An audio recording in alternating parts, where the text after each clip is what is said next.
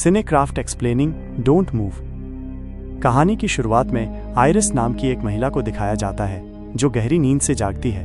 वो अपने पति के साथ एक ही बिस्तर पर है, लेकिन उसकी आंखों में खालीपन और दिल में गम है। कुछ वक्त पहले ही एक हाइकिंग के दौरान उसने अपने मासूम बेटे को खो दिया था। इस हादसे ने उसकी जिंदगी को उजड़ कर रख दिया। बिना किसी को बताए आयरिस बेटे का प्यारा खिलौना उठाती है और घर से चुपचाप निकल जाती है। उसका पति अब भी सो रहा होता है। वो कार में बैठकर उसी इलाके की ओर जाती है जहां कभी उसका परिवार ट्रैकिंग के लिए आया था, और वहीं उसके बेटे की जान गई थी। वो कार को जंगल के पास रोकती है और एक ऊंचाई वाली चोटी की तरफ चढ़ना शुरू करती है। उसी चोटी पर उसने अपने बेटे के लिए एक मेमोरियल बनाई है जहां वो अपने बेटे का खिलौना रखती है। इसके बाद वो चोटी के बिल्कुल किनारे पर खड़ी हो जाती है। उसका इरादा साफ है, अब और नहीं जीना। लेकिन तभी रिचर्ड नाम का एक आदमी आता है। वो कहता है, मैं जानता हूँ तुम क्या सोच रही हो, मैं तुम्हें नहीं रोकूंगा, बस एक कहानी सुनानी है, शायद मेरा दिल हल्का हो जाए। रिचर्ड बताता है कि जब मैं ग्रेजुएशन कर रहा था तो मेरा एक्सीडेंट हो गया, जिसमें मैं तो बच गया पर मेरे गर्लफ्रेंड की मौत हो गई। उसके बाद मैं बहुत डिप्रेस हो गया था, लेकिन धीरे धीरे मैंने जिंदगी जीने का रास्ता ढूंढ लिया। आयरिस कहती है कि ये सुनकर मुझे बहुत दुख हुआ। फिर आयरिस अपनी कहानी बताती है कैसे वो अपने पति और बेटे के साथ ट्रैकिंग पर आई थी, और जब उसका बेटा झाड़ियों से लकड़ियां उठा रहा था तभी उसका पैर फिसला और वो नीचे गिर गया, और उसकी मौत यहीं हुई थी। रिचर्ड बात खत्म करके वहां से चला जाता है। अब आयरिस का मन बदल चुका है। वो आत्महत्या नहीं करना चाहती।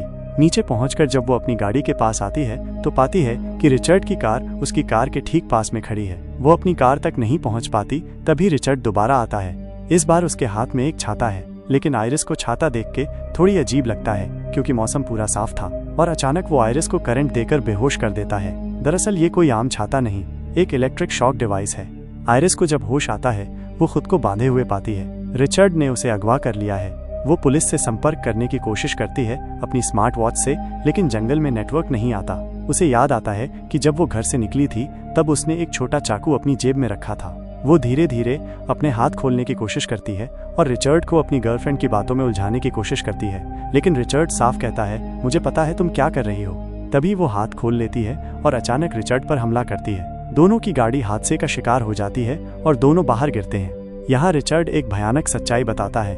वो कहता है कि उसने आयरिस को एक ऐसा इंजेक्शन दिया है जिससे अगले 20 मिनट में उसका शरीर पूरी तरह से पैरालाइज हो जाएगा।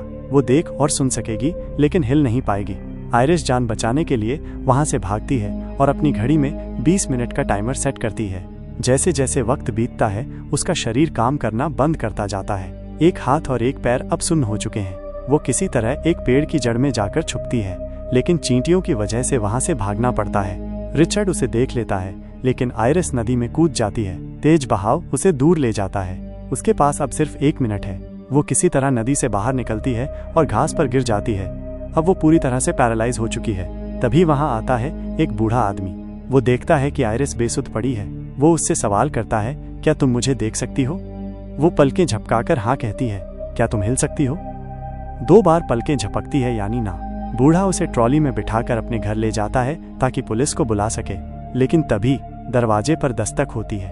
आयरिस को यकीन हो जाता है ये रिचर्ड ही है। वो अपनी पलकों से बूढ़े आदमी को इशारा करती है। बूढ़ा आदमी चौकन्ना हो जाता है और उसे सोफे के पीछे छुपा देता है। रिचर्ड अंदर आता है और झूठी कहानी बनाता है कि उसकी बीवी मानसिक रूप से बीमार है, गाड़ी का एक्सीडेंट हुआ और वो भाग गई।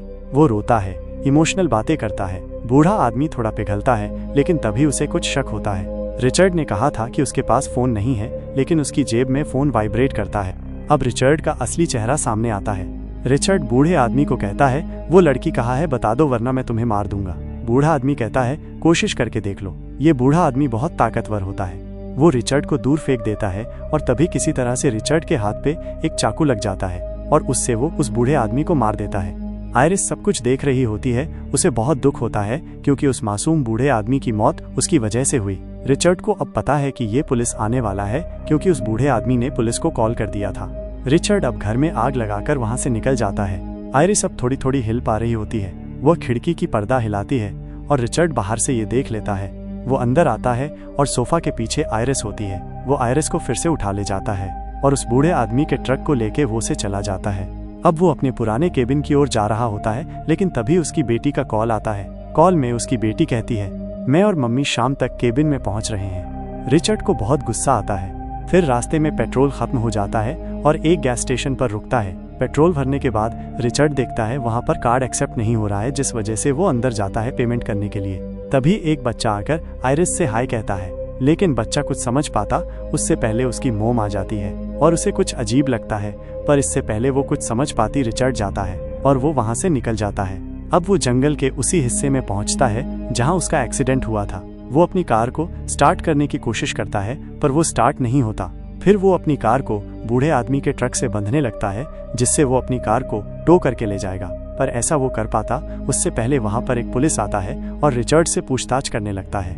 रिचर्ड अपना नाम एंड्रयू बताता है। पुलिस पूछता है जो लेडी गाड़ी में है वो कौन है। रिचर्ड कहता है वो मेरी वाइफ है और वो बहुत ड्रंक है और उसने मुझसे झगड़ा किया, जिस वजह से हमारा एक्सीडेंट हो गया। पुलिस गाड़ी के पास जाता है और आयरिस धीरे से खिड़की नीचे करके कहती है मदद करो।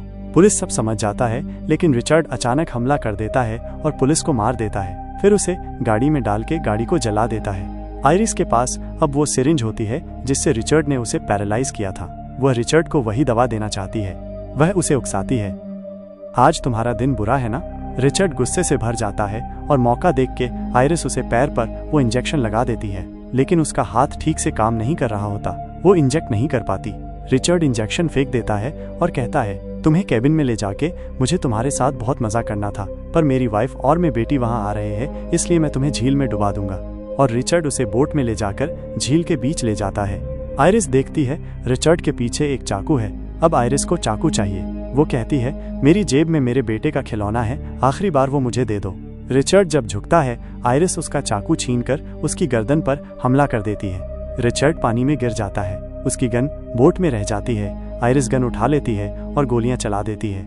रिचर्ड को गोली लगती है, लेकिन बोट में गोली लगने को वजह से अब बोट डूबने लगता है, जिस वजह से आयरिस भी डूबने लगती है, क्योंकि अभी दवाई का असर पूरी तरह से खत्म नहीं हुआ है। लेकिन जल्द ही दवाई का असर पूरी तरीके से खत्म हो जाता है और आयरिस तैरकर पानी से बाहर आ जाती है और देखती है झील के दूसरी तरफ रिचर्ड भी पानी से बाहर आ गया है। वो उसके पास जाती है जो अब मरने ही वाला होता है। आयरिस उसकी आंखों में आंखें डालकर कहती है थैंक यू, क्योंकि उसी की वजह से उसे जिंदगी की अहमियत समझ आई। और आयरिस वहां से चली जाती है और यहीं पर यह कहानी खत्म हो जाती है।